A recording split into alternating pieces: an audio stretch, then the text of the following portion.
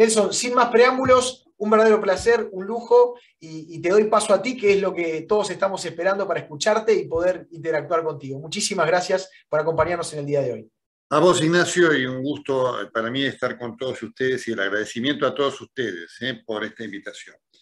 Quiero hacer en esta breve presentación, para darle pie a lo que va a ser lo más importante, que sea lo interactivo, marcar tres cosas de lo que representa hoy la realidad argentina, que por supuesto tanto nos preocupa. Además es una cosa impactante como esta realidad argentina es cambiante, porque seguramente ninguno de nosotros pensamos hace 3 semanas, cuando terminamos de definir las características, el día, la fecha, el horario de esta conversación, que el panorama político argentino iba a tener las modificaciones y los hechos de alto impacto que se vienen produciendo por estos días, que sin duda tienen un filo y una consecuencia política impredecible en este momento, pero que marcan un deterioro de la autoridad presidencial muy fuerte. Y quiero entonces yo comenzar por esto, porque hay 3 cosas que quiero poner como marco de presentación para después ir a las preguntas. Una de las incógnitas que representó el gobierno de Alberto Fernández fue claramente el tema de la asunción de roles, de cómo iba a estar, digamos, esa distribución de poder entre Alberto Fernández y Cristina Fernández de Kirchner. Durante todo este tiempo antes del Olivos Gate, una de las cosas que sucedió es que esta disputa sorda de poder entre la que yo llamo expresidenta en funciones y el presidente formal era algo que era visible para nosotros los periodistas, pero que no está visible a la luz pública. Muchas veces ocurre esto, ¿no es cierto? Nosotros somos los que trabajamos, los que tenemos la información, los que sabemos qué es lo que pasa en los pasillos de poder, pero eso no necesariamente lo conoce la gente. Y la gente se informa, lo conoce a través nuestro. Y según sea el nivel de credibilidad que la gente tenga en cada uno de nosotros, lo aceptará o no. Lo que ha representado este episodio del Olivos Gate en estos últimos 10 días es que esa disputa de poder con ese predominio claro de la expresidenta en funciones ha estado a la vista de todos. Eso es un elemento muy importante para tener en cuenta. ¿No es cierto? Es decir, la expresidenta retándolo al presidente de la República, dándole en ese discurso, ese mensaje, Alberto, pone orden donde tengas que ponerlo. Claramente ha marcado una decisión de la expresidenta en funciones ante la gravedad del hecho que le produjo una enorme molestia de derribar o de correr ese velo y de hacer claramente presente que ella es la que manda. Lo cual no significa que sea ella la que manda en el día a día del gobierno. Esto hay que entenderlo muy bien, que es realmente un gobierno de una gestión, digamos, absolutamente débil y mala. Cristina lo que manda es en los lineamientos del gobierno. Y como producto de esa necesidad de reafirmar ese mandato y de reafirmar el proyecto del kirchnerismo, obviamente la expresidenta no solamente en estos 10 días marcó claramente que es ella la que manda y la que está enojada con el presidente, sino que blanqueó cuál es su proyecto. Que esto era algo que lo veníamos diciendo nosotros los periodistas, pero que no había sido expresada o expresado por los protagonistas. Esta debilidad del gobierno hizo que Cristina tuviera que blanquear esto ante la gente, cuando el otro día dijo esto no se arregla. Arreglar esto va a necesitar varios periodos de gobierno. Y no solamente, digamos, ella develó esto, lo hizo público ante la gente, eso que conocíamos nosotros, los periodistas, y transmitíamos, y la gente podía creer o no creer. No solamente tuvo esa necesidad, sino que en esta semana se produjo un hecho que también marca la preocupación de Cristina hacia el futuro, que fue esta expresión del ministro de Hábitat y Tierras, Jorge Ferraresi, cuando le dijo a Alberto Fernández que el proyecto de su permanencia en el poder era de 8 años. ¿Por qué ha tenido que decir esto Ferraresi? Por dos cosas muy importantes. Primero, porque efectivamente es una ratificación de esta idea del kirchnerismo de quedarse en el poder por siempre. Y el segundo elemento es porque es una ratificación de que no hay ni Máximo Kirchner ni Kicillof dan el Pinet, tienen la envergadura política para ser candidatos presidenciales y ser los delfines para el 2023. Con un elemento además agregado muy importante, que Cristina lo sabe. El peronismo no los acepta a Kicillof y a Máximo Kirchner. Entonces, hoy el gobierno enfrenta un verdadero problema, porque Cristina no quiere ser presidenta, porque sabe que no puede ser, porque obviamente si ella fuera candidata, el nivel de rechazo que genera le impediría ganar la elección. Entonces hay un problema importante que les plantea esta caída en picada de Alberto Fernández, que es cómo hacen para mantenerlo, porque lo cierto es que el kirchnerismo hoy no tiene otro candidato que pueda permitirle aspirar a aglutinar al peronismo, sin el cual el kirchnerismo no gana. Pero es muy interesante esto entre comillas, no porque sea positivo, sino porque permite un elemento de apreciación, cómo en este afán de marcar por una parte la autoridad de la expresidenta en funciones y la necesidad de tenerlo Alberto Fernández, porque no hay otro remedio, lo que han generado esta conjunción es un deterioro aún mayor de la figura del presidente de la República. Este es el segundo elemento que quiero marcar, que genera un verdadero problema para el gobierno en los 2 años que restan, aun cuando el gobierno ganara la elección, cosa que hoy está en duda. Pero está en duda, no hay certeza de que pierda. Son dos cosas muy diferentes y este va a ser el tercer elemento sobre el cual me quiero referir. ¿Cuál es el problema que hoy representa una figura absolutamente devaluada del expresidente, que además se ha revelado, y esto yo lo vengo diciendo, lo digo porque lo digo públicamente, los que me siguen por radio y televisión y me escriben, estamos en presencia de un mentiroso, como descripción de un hombre que ha enajenado y destruido absolutamente el valor de su palabra.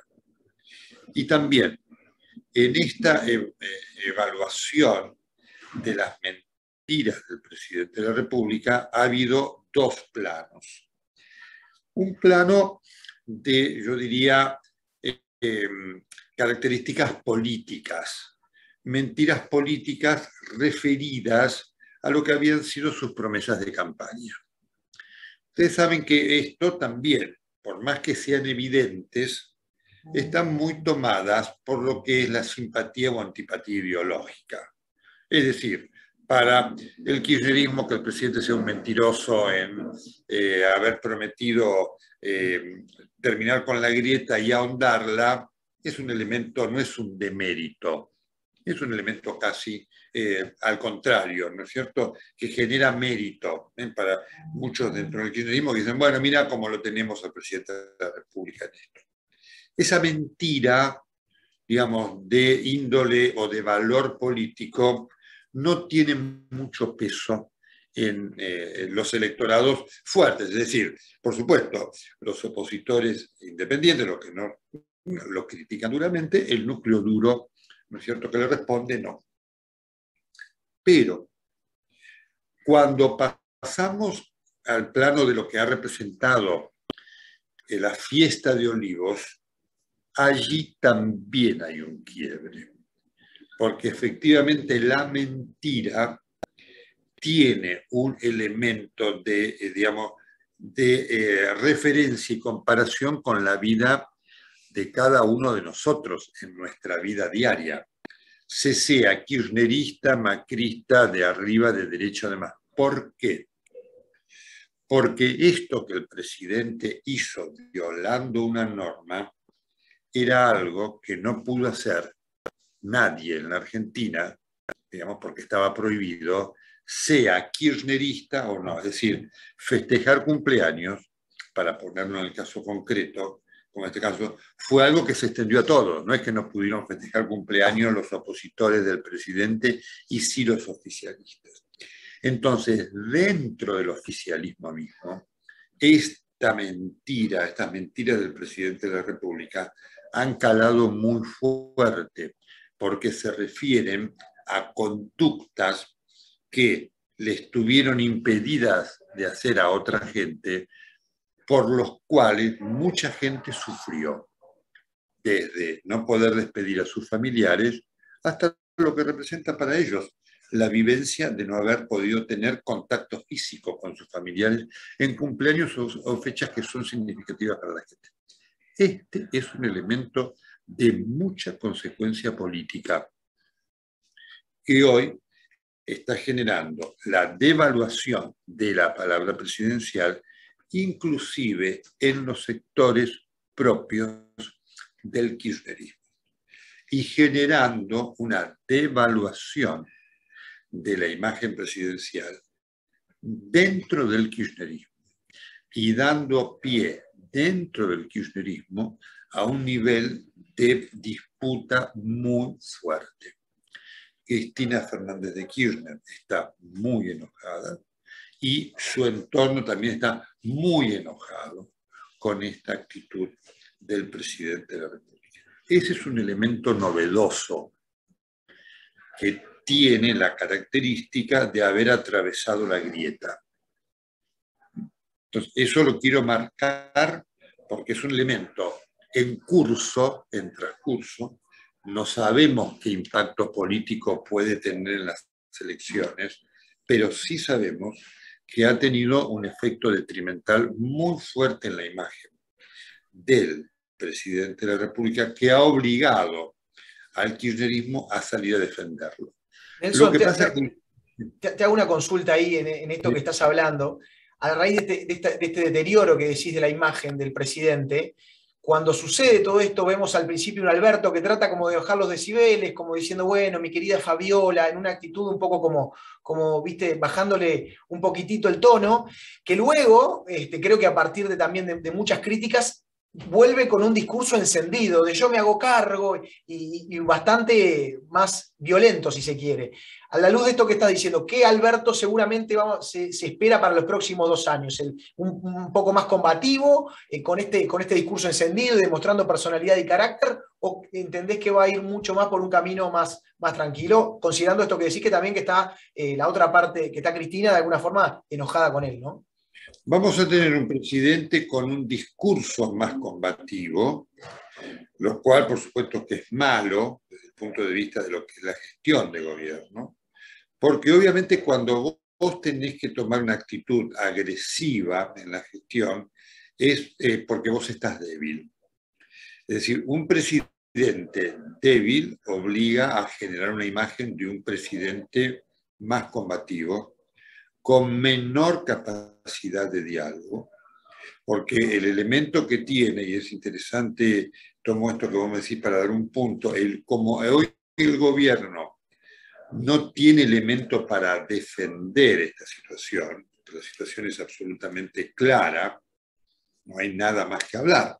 Es decir, está el video, está lo que pasó, y está inclusive la mentira que el presidente de la República quiso utilizar para, digamos, ver cómo lo tapaba. Primero dijo que había sido una iniciativa de Fabiola, después dijo que él había llegado y estado circunstancialmente un minuto, cosa que se ve no es así, ¿no es cierto? Después estuvo este hecho de decir que fue un error, después como esto no alcanzó, esta idea de donar el sueldo para pagarlo, después está la ministra de Salud que ya dice que todos cometimos un error, y está claro hoy, digamos, en la opinión de todos los constitucionalistas, que el presidente no cometió un error, sino que cometió un delito, que debería ponerlo y debería ser sujeto de un juicio político.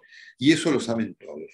Entonces, un presidente débil es un presidente que tiene menos posibilidad de llevar adelante. La situación de estar a la defensiva lo hace a él necesariamente tener que ser más agresivo en sus discursos y en sus posturas. Y este es un verdadero problema porque anula cualquier posibilidad importante, si lo hubiere, de diálogo con la oposición.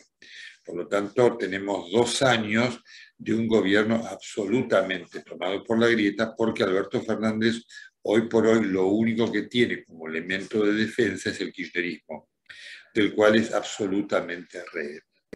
Así que este es un punto que condiciona los próximos 2 años de un gobierno sin futuro de éxito. Este gobierno ya es el certificado de un fracaso desde el punto de vista de lo que son las exigencias de la Argentina para enfrentar el gran desafío de la pobreza. Y el tercer punto, y con esto cierro la exposición para estar dentro de los tiempos, obviamente esto genera la incógnita del impacto electoral que vaya a tener. Las encuestas son absolutamente desconfiables hoy en todas partes del mundo, son los únicos elementos de todas maneras que tienen todos, dirigentes políticos, sindicales, empresariales y demás periodistas para ver alguna tendencia social. El gobierno tiene encuestas que le preocupan en la provincia de Buenos Aires. Esta elección es muy importante para el gobierno porque si el gobierno no logra el control de la Cámara de Diputados, se aleja su posibilidad de avanzar con la reforma judicial que quiere. Y sin la posibilidad de avanzar con la reforma judicial, el futuro judicial de Cristina Fernández de Kirchner va a seguir siendo complicado. A Cristina Fernández de Kirchner no es que le preocupe la posibilidad de ir presa, porque Cristina no va a ir nunca presa. A Cristina le preocupa ser condenada, porque una condena no se saca del prontuario. Entonces es un elemento muy importante para tenerlo en cuenta. Por eso Cristina no quiere ser sobreseída, no quiere ser absuelta en un juicio, quiere ser sobreseída. Ella teme que sea condenada, aun cuando no vaya a la cárcel. Y para lograr esto necesita tener un dominio importante en diputados para generar la justicia que ella cree y además, digamos, atemorizar a aquellos sectores de la justicia que pudieran temer. Y eso hoy está complicado para el gobierno. Eso está complicado para el gobierno. No significa que la oposición tenga la elección ganada.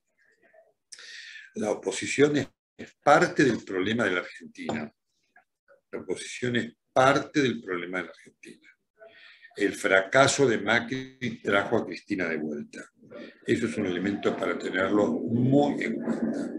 Y el espejo retrovisor para Juntos por el Cambio no es bueno. Juntos por el Cambio se beneficia de esta necesidad de buscar un freno al kirchnerismo y hace que hoy el voto útil vaya hacia ahí. Pero la oposición debe plantearse seriamente qué proyecto tiene para enfrentar la alternativa eventual de gobierno, que es posible, que es posible. Es posible que la oposición pudiera ganar en el 2023. El tema es qué tipo de gobierno va a ser a la luz del fracaso que representó lo de Macri. Porque eso es muy importante, porque un gobierno como el de Macri que fracasa es la apertura para la vuelta a los populismos. Esa es una autocrítica que la oposición debe plantearse con muchísima más seriedad de lo que ha hecho hasta ahora. La oposición se ha beneficiado de este mal gobierno de Alberto Fernández para tener hoy una chance que si no, no habría tenido después de cómo terminó el gobierno de Macri. El tema es si la oposición hoy ha aprendido esa lección para plantearse como alternativa de gobierno superador. Y con esto cierro. Buenísimo, Nelson. Vamos a empezar a darle paso a las preguntas. Vamos a subir a Guillermo García Mansilla, que va a hacer una pregunta relacionadamente justo con los pasos. Le damos la bienvenida a Guillermo, que está silenciado, y justamente creo que la incertidumbre tiene que ver con eso, ¿no? Venimos de unas pasos anteriores con una muy buena elección del macrismo. Entonces, creo que por ahí también viene la pregunta de Guillermo. Guillermo, bienvenido, y estás pronto para hacer la pregunta, por favor. Gracias, Nacho. Buen día, Nelson. ¿Qué tal? Buen día. Ahí, en línea con lo que decía Nacho, me parece que estaría bueno entender qué es exactamente lo que se pone en juego ahora, no en las PASO, aunque en las PASO también, en la elección de noviembre, en términos de composición de cámaras de diputados y senadores, y cuál es, en tu opinión, el escenario base, optimista, pesimista, qué crees que va a suceder como resultado, digamos. Ahí como comentario, más allá que todos recibimos encuestas, las últimas elecciones las encuestas han fallado mucho. Sí. Entonces, en ese sentido, obviamente que deben haber encuestas que operan, digamos, para incidir en la opinión pública, pero es difícil tratar de imaginar qué puede llegar a suceder, pero nos gustaría tu mirada respecto de, primero, qué es lo que se está poniendo en juego en esta elección, y segundo, cuál es tu opinión, cómo pensás que está la sociedad respecto a esta elección. Bueno, Guillermo, ¿qué tal? Buen día. Es muy importante esto. 3 cosas quiero señalar. Esto primero que vos marcás, lo que está en juego en la elección. Para el oficialismo está en juego su proyecto de lograr la suma del poder público. Hay una frase muy real que dijo Waldo Wolf, cuando dijo: el gobierno está a 7 diputados de ir hacia Venezuela. Y más allá de que la Argentina, en cuanto a ser Venezuela, es difícil, porque Venezuela es un régimen cívico-militar, ¿no es cierto? O sea, una cosa es concretar eso es difícil, pero otra cosa es tener ese concepto de ejercicio del poder, y eso es posible. Si el gobierno gana la elección como quiere, se queda con el Congreso y va en busca de la justicia. Por lo tanto, lo que está en juego para el gobierno es la búsqueda de la suma del poder público. Y el kirchnerismo no concibe el gobierno si no tiene la suma del poder público. Es una concepción profundamente antidemocrática, que el gobierno disfrace de nueva democracia. Por lo tanto, está en juego para nosotros el valor republicano, que hace a la división de poderes y a la preservación de una justicia independiente. Por ende, es una elección muy importante.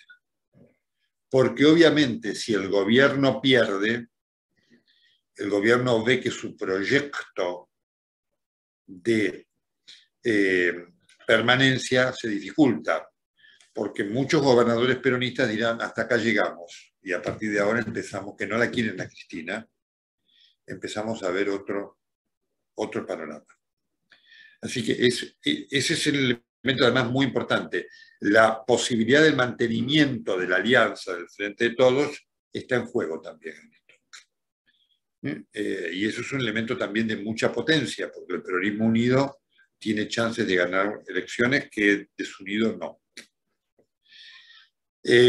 Así que esto es lo que está en juego. Por lo tanto, está en juego algo muy delicado en relación al país que viene. Porque si el kirchnerismo gana en noviembre,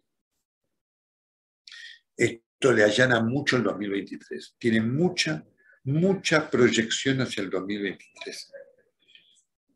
Por el contrario, no significa que perdiendo ahora el gobierno ya perdió el 2023. No, lo que digo es que si gana ahora, el gobierno avanza para el 2023. Le va a ser muy difícil a la oposición tener chances reales en el 2023. Así que, como ves, Guillermo, está en juego el tema de la suma del poder público, que tiene que ver a lo judicial, porque obviamente es algo muy importante en lo cual Cristina necesita para domar a la justicia, y tiene mucho de proyección para permitirle al gobierno trabajar más desahogadamente el 2023. Una derrota del Frente de Todos lo pone al peronismo en discusión del poder de Cristina. ¿No es cierto? Aquí muchos gobernadores no quieren.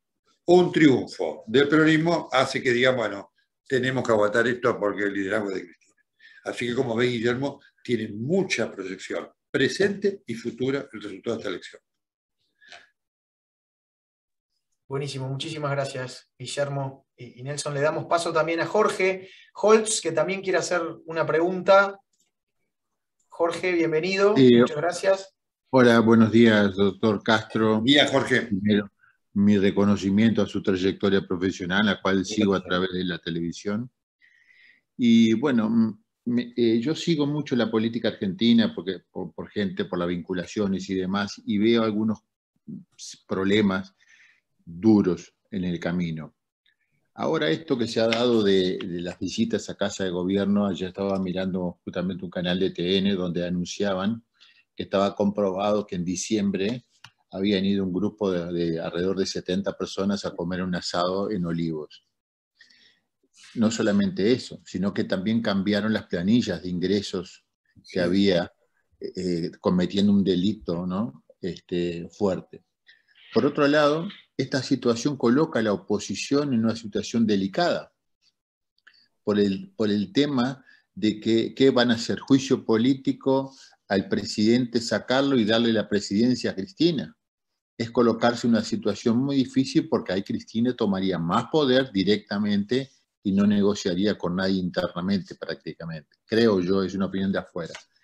Y lo otro que veo que me preocupa más en el tiempo es que el tipo de gobiernos populistas como estos que se están teniendo, que primero atacan la educación, le bajan el nivel, hacen que la gente sea rehén de un salario básico, de un salario que el gobierno les da a cambio de su adhesión, de sus votos, tiene un problema intrínseco además que ese sector de gente normalmente tiene un índice de natalidad muy superior al resto de la gente que tiene una capacitación superior o un estudio superior. Entonces, si uno lo proyecta esto a algunos periodos de gobierno, es como que la mayoría esa naturalmente se va a seguir incrementando. Muchas gracias.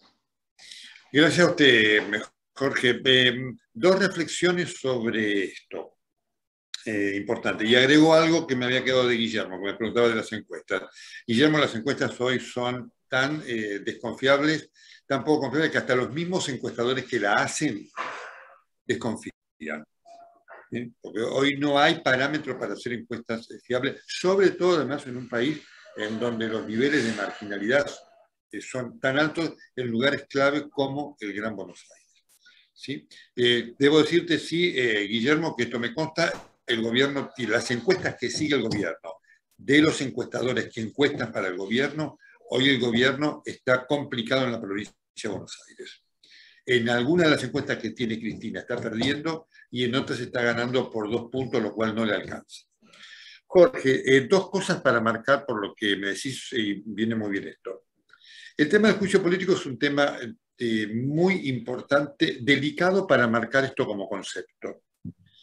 Este argumento que vos decís efectivamente es un argumento que tienen algunos miembros. Hoy, desde un punto de vista fáctico, el juicio político es imposible, porque la oposición no tiene los 2/3 en las cámaras para destituir al presidente. Ahora, Jorge, hay un concepto que sí quiero remarcar. Hay causal de juicio político y la oposición debería impulsarlo. ¿Por qué? Más allá de quién venga, Jorge. Vos decís, viene Cristina.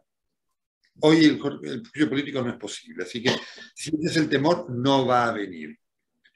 Pero sí se tiene que marcar el antecedente, porque y esa es una cosa que la oposición no está viendo, y Elisa Carrió está cometiendo un error. No es un elemento opcional, Jorge. Viene muy bien tu pregunta para ilustrar sobre eso técnicamente.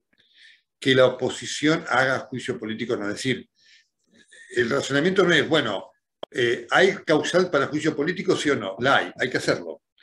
No puede decir, bueno, hay causal para juicio político. Ah, no, pero mira que si viene el que viene es peor, no lo hacemos. No, porque eso también es incumplir con lo que marca la Constitución.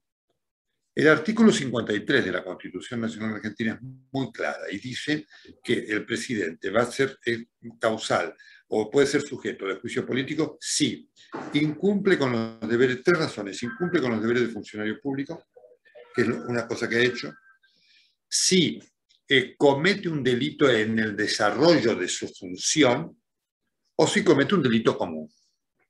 Pues el presidente ha incumplido con sus deberes de funcionario público y ha violado una norma que él firmó. Por eso es indiscutible que debería, digamos, abrirse el proceso de juicio político, que por supuesto no va a prosperar, porque el oficialismo no lo va a votar, pero serviría para marcar un antecedente, de decir, cuando un presidente incumple una norma, ha cometido una norma que además representa una violación del Código Penal, artículo 105, debe ser sujeto de juicio político. El otro punto, Jorge, es que efectivamente la desgracia de los populismos es esta. Los populismos necesitan la pobreza. Necesitan la pobreza. Porque tienen a los pobres de red. Y esta es la desgracia que hoy tiene la Argentina. La Argentina hoy, como está, es un país que, digamos, da o genera un caldo de cultivo para la presencia de los populismos, porque hay 40% de pobreza. Eso es una tragedia argentina de la cual la dirigencia política en general no tiene noción en cuanto a qué debe hacer para solucionar este hecho que a la Argentina la deja sin futuro. Buenísimo, muchas gracias Jorge por tu pregunta. Nelson, te voy a hacer una que hace Matías Olmedo, que dice, ¿cuáles son los puntos clave, si llega a ganar la oposición, en los que debería enfocar un nuevo gobierno para cambiar la actividad actual argentina? Y hace una valoración que dice que parece haber demasiados corporativismos complicando cambios estructurales. Santiago Pose Arce también va por ahí. ¿Cuáles deberían ser el panorama económico y social? ¿Por dónde, cómo lo estás viendo vos? Bueno, es una pregunta muy importante porque tiene que ver con un proyecto de futuro de la Argentina. Rehacer la Argentina es una tarea de por lo menos 20 años. Es imposible que la pueda hacer sola cualquier fracción política sin acuerdo político. El kirchnerismo fracasó, va a fracasar, el macrismo fracasó. Si la Argentina no tiene acuerdos políticos que involucren al 70% de la dirigencia política argentina como para asegurar que con los cambios de gobierno el rumbo básico de la Argentina no va a cambiar, es el gran desafío que tiene la dirigencia política toda. Desde ese punto de vista, Alberto Fernández ha sido una decepción, una más, porque él prometió, digamos, decir, vamos a terminar con esto de la grieta, de la división, porque eso deja a la Argentina sin rumbo. Un país donde viene un gobierno dice, vamos para Salta, y otro dice, el que sigue dice, vamos para Ushuaia, no tiene ninguna posibilidad de nada. Entonces, la oposición, que además sabe, porque digamos, en la oposición hay un elemento muy importante y sí auspicioso, que es la posibilidad de digamos, incorporar a sectores del peronismo republicano, para ponerle un nombre ostentoso. Es decir, parte del peronismo que empieza a darse cuenta que el populismo conduce a la nada. Es interesante porque son muchos de los que fueron populistas antes, ¿no? Digamos, interesante siempre entre comillas. Entonces, hoy hay necesidad de generar acuerdos políticos que le den a la Argentina estabilidad normativa y que haga que, digamos, terminemos con el cepo, con esto, con aquello, con lo otro y demás. Porque si no, lo que se observa, y ese es muy importante analizar el gobierno de Macri, desde ese punto de vista. Macri llegó prometiendo cosas que después, y criticando cosas que después él hizo. Volvió a poner las retenciones, no importa los porcentajes que puso, las puso un cepo cambiario que él no había levantado. Entonces, ¿qué quiero decir con eso? Y por eso es muy importante la pregunta. Que si la oposición no dice, bueno, porque además las oposiciones en la Argentina no peronistas gobiernan siempre en minoría. Entonces, si la oposición no trabaja, hoy hay un elemento muy importante, hay elementos del peronismo importantes que están en la oposición. El hecho que esté Pichetto, que esté Monzón y demás, da una perspectiva diferente de trabajo. Entonces, hoy el gran desafío de la Argentina es establecer una política de Estado que asegure previsibilidad. Si no, esto que están ustedes viviendo en Uruguay, este éxodo incesante de empresas argentinas, va a ser la norma. Y como ustedes ven, ¿no es cierto? Esto hace que gobierno tras gobierno, Cristina se fue con un nivel de pobres alto, Macri lo superó, este lo superó también, y el que venga lo seguirá superando. Este es el desafío que tiene la oposición política si pretende tener éxito. Uno de los grandes errores de Macri, el gobierno de Macri, hay que analizarlo muy críticamente, precisamente porque corresponde, y segundo, para ver si se aprende la lección.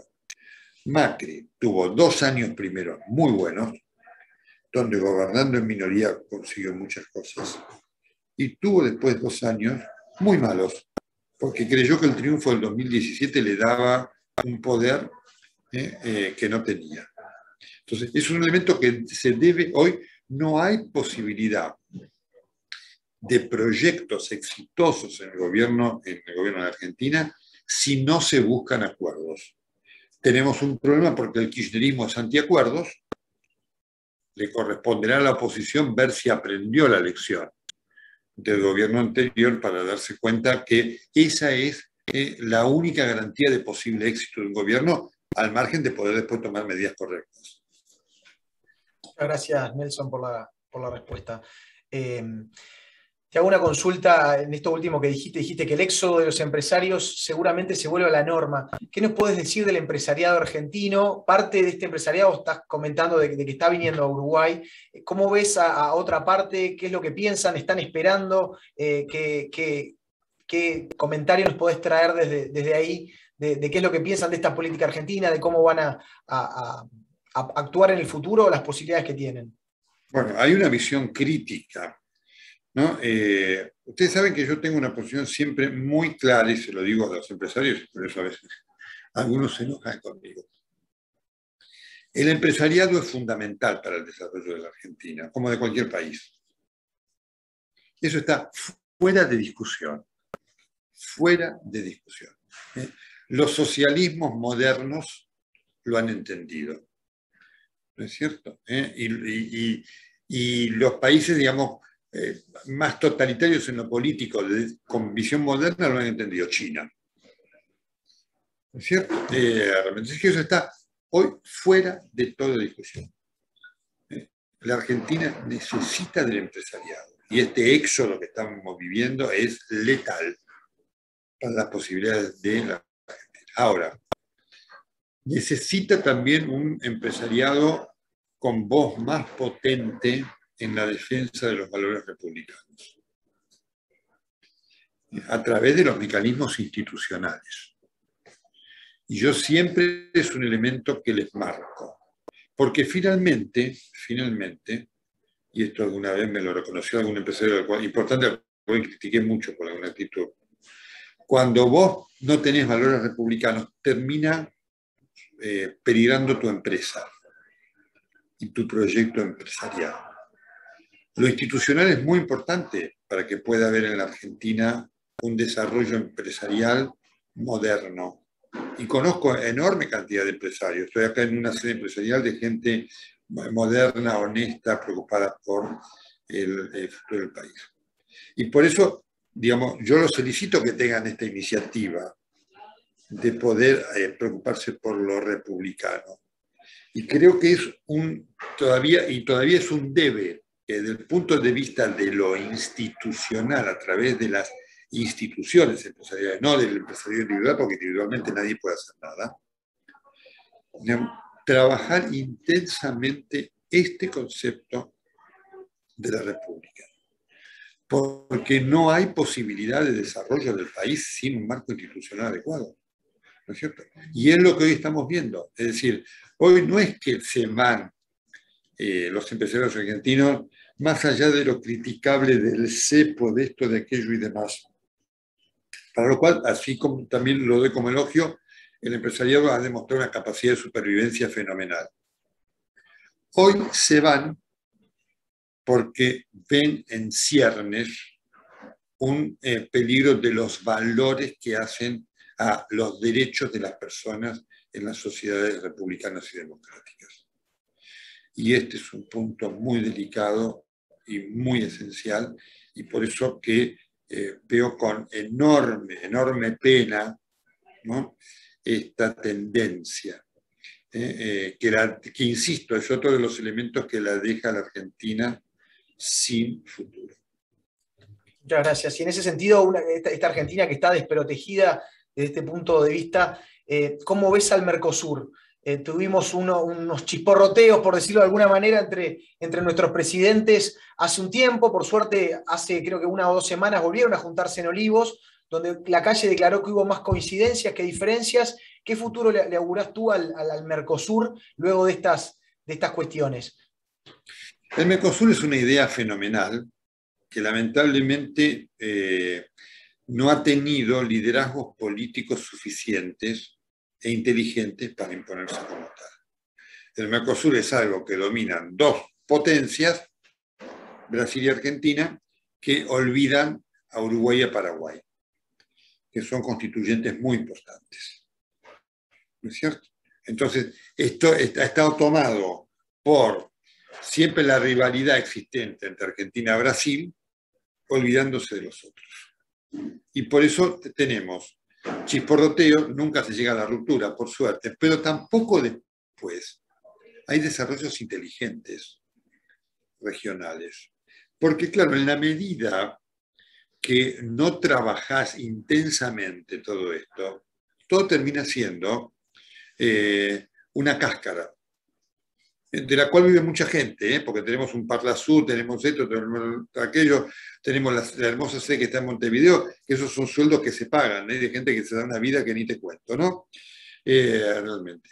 Pero después, porque obviamente mantener una mancomunidad no es fácil en Europa, ¿no es cierto? Pero la realidad demuestra que es importante mantenerla. El Mercosur es una gran oportunidad para la región, absolutamente inexplotado. ¿Por qué? Porque trabaja gente con, digamos, que ocupa cargos, gana sueldos y no hace nada. Entonces es un problema, termina siendo una estructura burocrática sin voluntad de trabajo en las cosas específicas, porque obviamente el elemento más importante que le da potencia es la integración económica. Y vos sabés que obviamente esto es motivo siempre de controversias, de pujas y demás, para la cual vos tenés que tener un plantel reducido, pero de gente profesional, diciendo, vamos a ver cómo solucionamos los problemas. Y esto es algo que el Mercosur todavía no tiene, lo cual es una pena. Bueno, muchas gracias. Hago una pregunta de Jimena Aspitarte, volvemos a lo político, de 2 puntos de vista. Pregunta, ¿cuál debería ser el candidato de la oposición que puede eventualmente ganarle, o cuál crees tú que es el candidato de la oposición que puede llegar a torcer la historia? Y a su vez preguntan si este presidente tan devaluado es la opción del kirchnerismo para las próximas elecciones. Bueno, respondo la segunda primero. Hoy es la única opción que tiene el kirchnerismo, porque la opción de Cristina serían Kicillof y Máximo Kirchner. Máximo. A ninguno de los dos, hoy por hoy, es algo que ocurre imponderable, hoy por hoy a ninguno de los dos le da el piné para, digamos, ser candidato. Primero porque Kicillof no es querido por el peronismo, Máximo tampoco, y Máximo tampoco tiene ningún poder de liderazgo importante, así que Cristina necesita por lo menos llegar hasta el 2027 para ver si Kicillof y Máximo son opciones.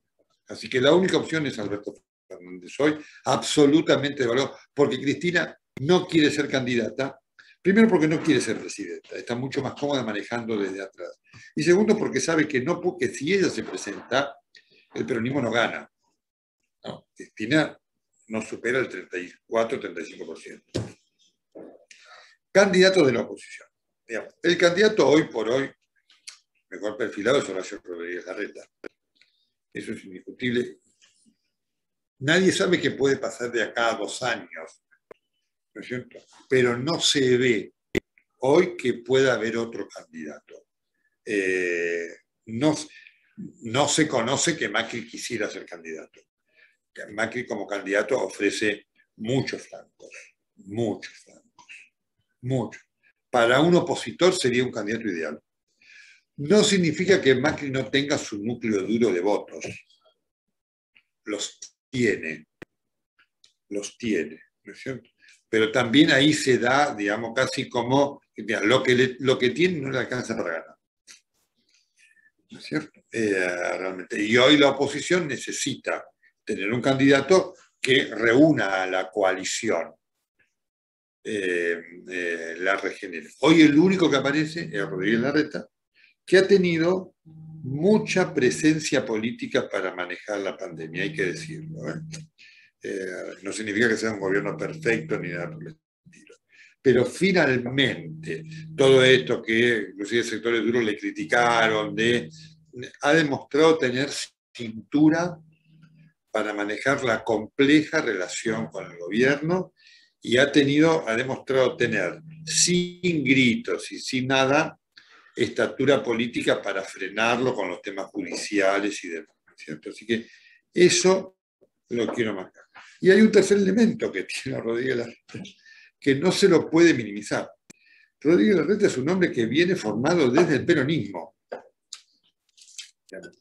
Rodríguez Larreta y Santilli son dos productos del peronismo, tienen escuela política en el peronismo, al cual después abandonaron, pero tienen esa genética política, que es un elemento muy importante que, digamos, le ha dado a Rodríguez Larreta esta capacidad de supervivencia frente al gobierno y ha demostrado que tiene personalidad. Después, si las medidas que tomó fueron las acertadas o no, eso lo dará, inclusive todo el tema de la interna que ha habido con Vidal y todo eso aquí en la Ciudad de Buenos Aires, después lo darán los hechos. Pero ha demostrado tener personalidad y les repito, Rodríguez Larreta es un hombre que tiene formación política de peronismo. Si Macri lo hubiera tenido a Rodríguez Larreta como jefe de gabinete, hoy tal vez Macri seguía siendo presidente de la República. Nelson, y más allá de que sea el candidato político, con esto que decías antes de que Argentina para su reconstrucción necesita a alguien que genere acuerdos, capaz que Rodríguez Larreta también, con esto que acabas de decir, con su base peronista, parece ser también como algo que sería deseable, ¿no? No, pero por supuesto, la reconstrucción, ¿no? Representa, es decir, hay un elemento muy importante. Hay algo cuando yo digo el macrismo se pone furioso y los que lo siguen también. Pero Macri y Cristina representan lo mismo, no digo que sean lo mismo. Los dos dividen. Claro. Macri divide, Cristina divide. Es indiscutible esto. Y ese es un problema. Es decir, si en el 2023 ganara Macri, es lo mismo que representó en el 2029 ganar Cristina, es decir, vamos hacia atrás. Digamos, Cristina en su gobierno fracasó, Macri en su gobierno fracasó. Es decir, está claro. Y es muy interesante lo que está pasando. Alguien que fracasó no asegura ningún éxito. Cristina está fracasando, el kirchnerismo está fracasando otra vez. Más allá de que gane una elección o no, son dos cosas distintas. puede ganar una elección, ¿no es cierto? Hoy la división te da para ganar una elección. Como gobierno fracasa y llevan al país al fracaso. Buenísimo. Hacemos una pregunta de Andrés Caballero que dice, ¿cómo ves la situación política, económica y social de Uruguay? ¿Y cómo pensás que va a ser la relación con esta Argentina que cada vez se cierra más? Mira, al Uruguay yo lo veo producto de esto que está pasando con el éxodo argentino e inclusive con la decisión opcional de empresas no argentinas que están decidiendo salir de la Argentina, al Uruguay lo veo, digamos, desde ese punto de vista con un futuro mejor, aun cuando claramente, ¿no es cierto?, la mala situación económica de la Argentina, el Uruguay lo perjudica también, ¿no? Pero lo veo con esta dicotomía. Ahora, a la luz de lo que está pasando, con tanto como en la Argentina como en Brasil, porque Bolsonaro también representa un fenómeno similar de división brutal, que no lo representó Lula. Es una cosa increíble. Es decir, Bolsonaro es un gobierno faccioso, digamos, y también un gobierno complicado desde el punto de vista del proyecto. Entonces, Uruguay se transforma, digamos, en un oasis para lo que es la región, de enorme importancia de un país. Uruguay, yo lo marcaba recién en el grupo privado, después de haber pasado exitosamente la prueba del agua, diría yo, que fue Mujica. Mujica hizo un gran aporte al Uruguay, no porque su gobierno haya sido brillante, pero terminó con cualquier posibilidad de sentimiento de revancha y división. Ese aporte que hizo Mujica es extraordinario. Entonces hoy Uruguay se establece como un país previsible, racional, con dirigencia política honesta. Digamos, vengo siguiendo el escándalo que hubo con el ministro de Turismo, ¿no es cierto?, que con la sospecha debió renunciar inmediatamente. Entonces, eso es un valor. Un país donde un presidente dura lo que dura y vendrá otro presidente. Un país donde podrá gobernar el presidente del Frente Amplio. Digamos, el Frente Amplio ha hecho un aporte también extraordinario, con una visión de izquierda moderna. No es que vino el Frente Amplio y dijo, ahora estatizamos todo. Uruguay siguió siendo lo que es. Entonces, hay un presente y un futuro promisorio para Uruguay, en cuanto a lo que representa la región, porque el contraste con la región también es cada vez más brutal, y más brutal en el sentido positivo para Uruguay.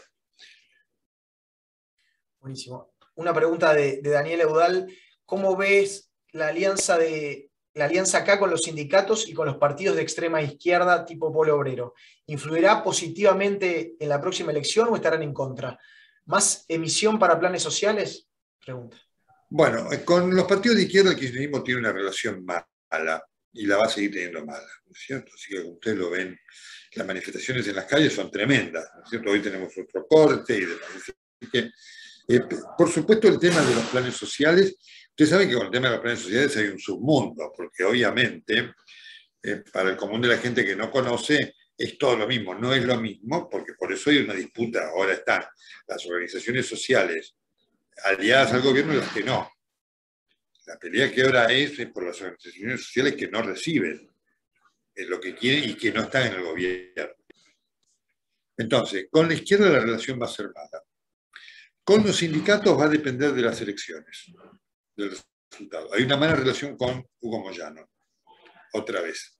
Hugo Moyano quería lugares en la lista de diputados, no hubo un solo lugar, por eso renunció su hijo, Facundo Moyano. ¿No es cierto? Si el gobierno pierde las elecciones, la relación con los sindicatos va a ser aún más complicada. Y la relación interna de los sindicatos va a ser aún más complicada. Y podría llegar a haber otra vez rupturas como antes de Moyano con el resto de los sindicatos. Así que es una relación traumática, obviamente tomada por la conveniencia de la pertenencia, es decir, si nos peleamos, perdemos. Y este hecho de la pertenencia del sindicalismo clásico al peronismo, ¿cierto? Pero hay una situación digamos, tensa con Moyano, tensión que puede aumentar con las elecciones. Y con la izquierda la situación va a ser de creciente tensión. Porque ahora no solamente es que por supuesto va a haber más plata para los planes sociales, pero está claro que las organizaciones sociales progubernamentales, lo dijo muy bien Emilio Pérsico en esas conversaciones frutales de la Argentina. Pérsico es uno de los líderes del movimiento Evita, ¿no? Que dijo, por supuesto, nosotros como peronistas estamos de los dos lados del mostrador. Somos los que damos los subsidios que nos los damos a nosotros mismos. Entonces, para nosotros mismos que estamos gobierno, va a haber un montón. Para los otros, lo dijo en forma brutal. Así que ahí hay una tensión creciente. Barro, te traslado una de Alberto Chapiro, que dentro de estos elementos que pueden llegar a jugar en las elecciones, dice, ¿qué papel crees que va a jugar justamente el manejo de la pandemia y de la vacunación que ha hecho el gobierno de Alberto en las PASO? Eso es diverso. Para los sectores del kirchnerismo ha hecho un manejo fantástico. Para los sectores de la oposición, no. El elemento que ha introducido un nivel de enojo dentro del kirchnerismo es la fiesta de Olivos. La fiesta de Olivos ha generado realmente mucho enojo porque, como yo les decía al principio, ese ya es un elemento no ideológico, sino vivencial. La gente ha dicho, pero míralo a este, digamos, yo no pude tener la fiesta con mi familia, digamos, yo perdí a mi esposo, hijo, esto, no lo pude despedir. Y el virus no ha tenido miramientos ideológicos. Entonces esa diferencia se ha dado en todos los sectores. Ese elemento sí le ha generado y le está generando hoy al gobierno mucho enojo y lo está viendo en las encuestas. Ese sí es un elemento que lo ha perjudicado, porque hasta acá el manejo de la pandemia tenía esta apreciación ideológica. La gente del gobierno, al final que se había vacunado, y hubo un momento en el cual la vacunación le generó votos al gobierno, hoy ya no. Buenísimo. Nelson, muchas gracias. Nos estás respondiendo todo lo que está diciendo nuestra comunidad. Vamos con las últimas dos. Nos pasamos un poco de tiempo, pero la verdad es que siguen llegando gran cantidad de preguntas. Vamos con las últimas dos. Una de Gustavo Gil. Y Gustavo pregunta, ¿no será que el Olivos Gate es una forma de quitar el foco sobre la clara intención de actuar sobre la justicia para buscar la impunidad de Cristina, así como de otros funcionarios? ¿Y capaz que esto también justifica el enojo de Cristina? Es interesante la pregunta. Hoy muchos creen que el Olivos Gate hoy lleva, porque obviamente pasan cosas dentro del Olivos Gate. El otro día hubo un intento ahí de poner a una funcionaria en la justicia y demás, ¿no es cierto? Pero al gobierno lo complica, porque está teniendo efecto político electoral. Así que hoy el gobierno precisamente lo que está tratando de hacer es tapar esto todos los días y no puede.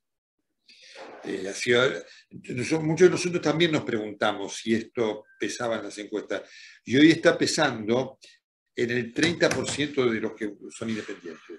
El núcleo duro del kirchnerismo es incambiable, como es el núcleo duro de la oposición, pero hay un tercio que decide, y en ese tercio hoy el Olivos Gate está teniendo un efecto negativo que al gobierno y a Cristina le preocupa y le enoja mucho.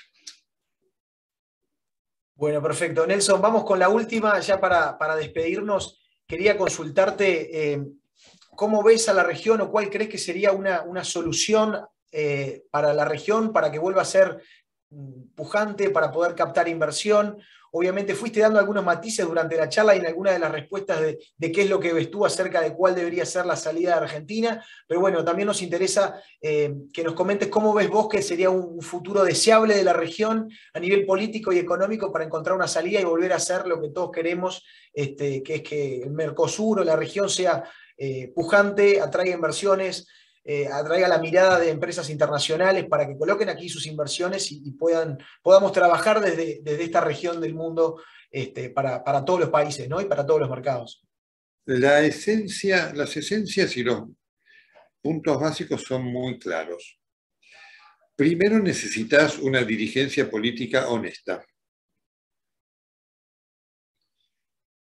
La dirigencia política honesta asegura que se cumpla la ley y hace a un país previsible.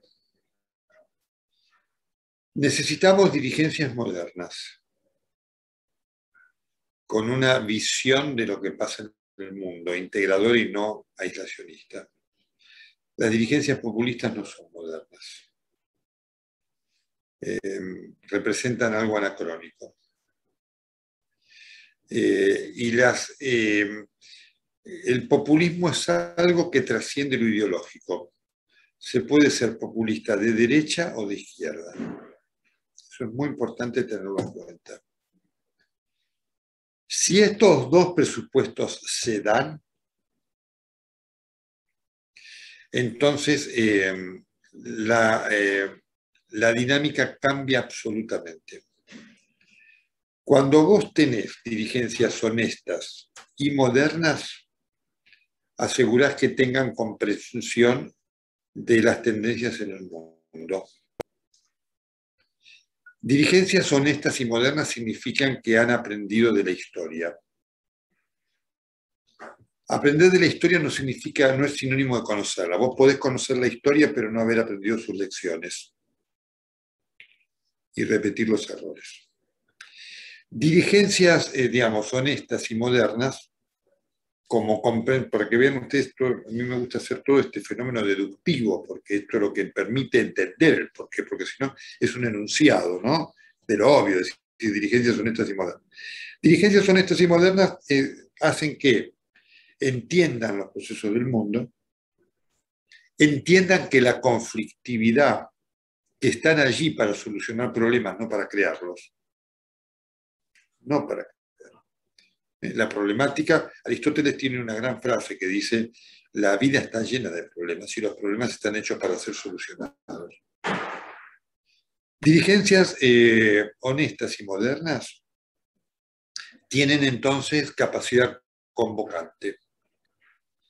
Dirigencias honestas y modernas tienen entonces liderazgo. Dirigencias honestas y modernas pueden marcar rumbos.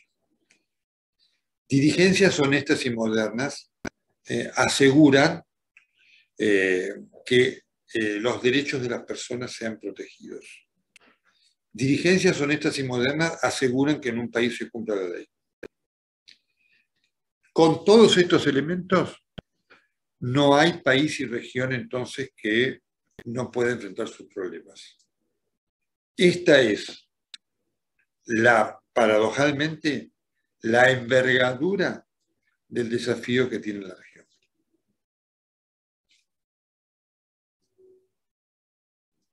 Ahora sí, estaba silenciado. La verdad que escuché atentamente. Vayamos entonces por esa dirigencia moderna y honesta que nos coloque de nuevo en el lugar que creo que tenemos que tener como región.